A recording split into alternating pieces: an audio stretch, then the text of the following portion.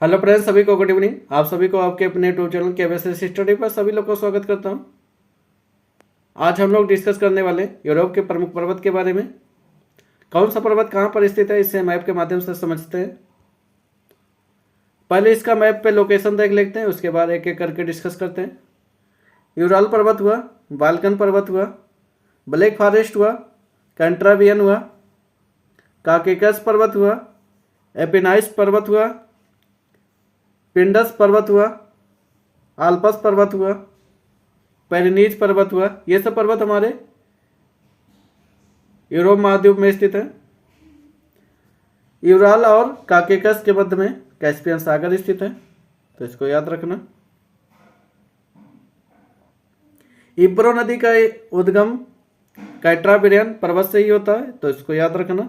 यह स्पेन में स्थित है। कैट्राबियन पर्वत कहाँ पर स्थित है? स्पेन में स्थित है। यहीं से इब्रो नदी का उद्गम होता है, तो इसको याद रखना। इब्रो नदी पूछा जाता है कहाँ से उद्गम होता है, तो कैट्राबियन पर्वत से होता है, जो कि स्पेन में स्थित है। यूराल पर्वत को छोड़कर बाकी सभी नवीन वलित पर्वत के उदाहरण है, तो इसको याद रखना। नवीन वलित पर्वत के उदाहरण है यूराल पर्वत को छोड़कर। अब हम लोग एक एक करके डिस्कस करते हैं। नोट में हमारा क्या है? यूराल पर्वत को छोड़कर सभी नवीन पर्वत के उदाहरण हैं, तो इसको याद रखना। कैट्राबियन पर्वत से हमारा किसका उद्गम होता है? इब्रो नदी का उद्गम होता है, तो इसको याद रखना, जो कि स्पेन में स्थित है। कैट्राबियन पर्वत, यहीं से इब्रो नदी का उद्गम होता है। यह एक नवीन वलित पर्वत का उदाहरण है, तो इसको याद रखना। इब्रो नदी का उद्गम यहीं से होता है। आगे बात कर लेते हैं पेरिनीज पर्वत के बारे में।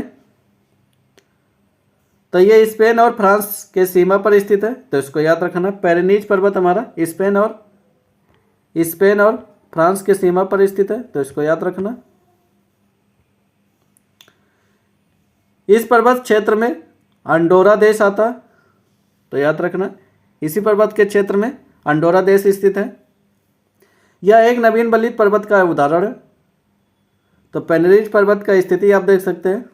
ये स्पेन है, ये फ्रांस है, इसी के मध्य में हमारा पेरिनीज पर्वत स्थित है, और यहीं पर हमारा अंडोरा देश स्थित है, तो इसको याद रखना। अंडोरा देश के पास में पेरिनीज पर्वत स्थित है, फ्रांस और स्पेन के मध्य में।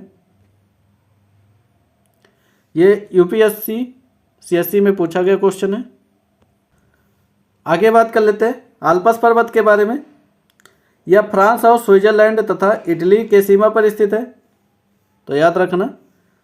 आल्पस पर्वत हमारा यहाँ पर स्थित है। इसका लोकेशन स्विट्जरलैंड हुआ, इटली हुआ और फ्रांस के मध्य में स्थित है। अगर इसकी स्थिति की बात कर लेते हैं, तो याद रखना, फ्रांस हुआ, स्विट्जरलैंड हुआ, इटली के सीमा पर स्थित है। तीनों की सीमा पर स्थित है, तीनों की बाउंड्री शेयर होता है वहाँ पर। इस पर्वत की सबसे ऊंची चोटी माउंट ब्लॉक है, तो याद रखना। आल्पस पर्वत की सबसे ऊंची चोटी हमारा कौन सा? माउंट ब्लॉक है। इस पर्वत से राइन और रोन नदी का उद्गम होता है, तो याद रखना। आल्पस से हमारा किस नदी का उद्गम होता है? राइन और रोन नदी का उद्गम होता है। यहाँ से दो नदियाँ निकलती हैं, तो इनको जरूर याद कर लेना। इसकी स्थिति के बारे में जरूर याद कर लेना। आल्पस पर्वत की स्थिति हमारा स्विट्जरलैंड, फ्रांस और इटली के मध्य में स्थित है। यहीं से हमारा राइन और रोन नदी, दो नदियाँ निकलती हैं यहीं से। आगे बात कर लेते हैं एपिनाइस पर्वत के बारे में। तो ठीक इसी के नीचे, आल्पस पर्वत के नीचे हमारा एपिनाइस पर्वत स्थित है। स्थिति आप मैप पर देख सकते हैं। एपिनाइस पर्वत हमारा कहाँ पर लोकेशन, अगर इसकी बात कर ले तो इटली में आता है एपिनाइस पर्वत। यह भी एक नवीन वलित पर्वत का उदाहरण है, तो इसको याद रखना। आगे बात कर लेते हैं बाल्कन पर्वत के बारे में। यह नवीन वलित पर्वत का एक उदाहरण है, बाल्कन पर्वत हमारा। यह पर्वत रोमानिया और बुल्गारिया में स्थित है, तो याद रखना। बाल्कन हमारा कहाँ पर स्थित है? रोमानिया और बुल्गारिया में स्थित है। यह पर्वत काला सागर के पास में पड़ता है, तो इसको जरूर याद रखना। बाल्कन पर्वत के पास में हमारा काला सागर पड़ता है। इस पर्वत की सबसे ऊंची चोटी की बात कर लेते हैं, बोटेव है। कौन सी इसकी चोटी सबसे ऊंची है? बोटेव। काकेकस और पिंडस पर्वत के मध्य में हमारा बाल्कन पर्वत स्थित है। यहीं पर हमारा काला सागर स्थित है। काकेकस पर्वत की बात कर लेते हैं, काला सागर और कैस्पियन सागर के मध्य में स्थित है, तो यह भी एक पॉइंट है हमारा। आगे बात कर लेते हैं काकेकस पर्वत के बारे में। यह एक नवीन बलित पर्वत का उदाहरण है, तो इसको याद रखना। यह पर्वत काला सागर और कैस्पियन सागर के बीच में स्थित है। काकेकस पर्वत आप ये लोकेशन मैप पर देख सकते हैं। यह हमारा काकेकस पर्वत है। यह हमारा काला सागर और कैस्पियन सागर है, दोनों के मध्य में स्थित है हमारा काकेकस पर्वत। मैप पर आप लोकेशन देख सकते हैं। इस पर्वत की सबसे ऊंची चोटी की बात कर लेते हैं, एल्ब्रुस है। याद रखना, इस पर्वत की सबसे ऊंची चोटी हमारा कौन सा? एल्ब्रुस है। एल्ब्रुस की बात कर लेते हैं, यूरोप की सबसे ऊंची चोटी मानी जाती है, जो कि हमारे काकेकस पर्वत पर स्थित है। तो अगर पूछा जाए यूरोप की सबसे ऊंची चोटी हमारी कौन सी है? एल्ब्रुस है, जो कि काकेकस पर्वत पर स्थित है। काला सागर और कैस्पियन सागर के मध्य में स्थित है, तो इसको याद रखना। आगे बात कर लेते हैं यूराल पर्वत के बारे में। यूराल पर्वत हमारा कहाँ पर स्थित है? तो रूस में स्थित है। अगर लोकेशन पूछा जाएगा तो आप रूस बताएंगे।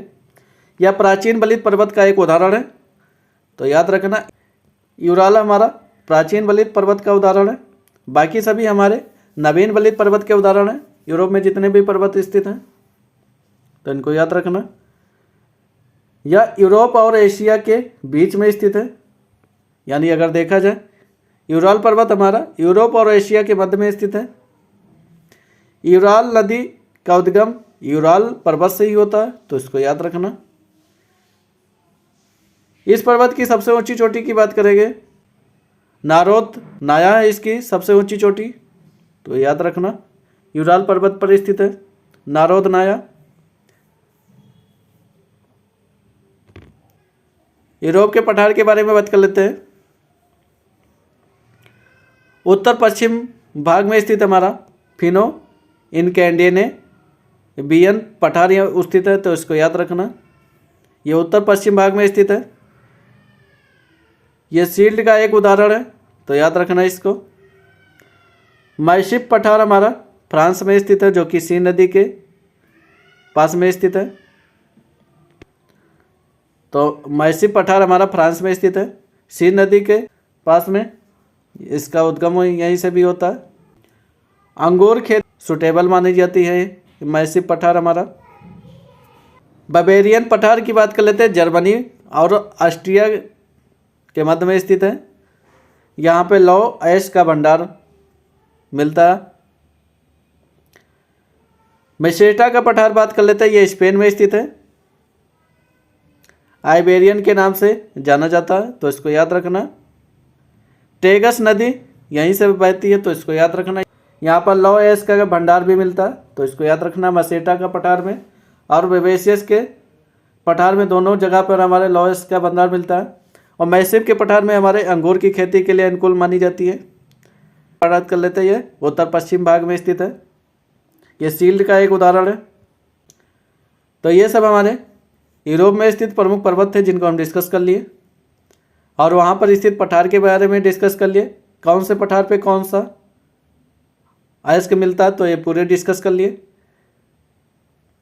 तो आप सबको ये वीडियो अच्छा लगा हो तो लाइक करें और शेयर करें, सब्सक्राइब करना ना भूलें और लोगों तक शेयर जरूर किया करिए। अंत तक वीडियो में बने रहने के लिए आप सभी को बहुत बहुत धन्यवाद। Thank you.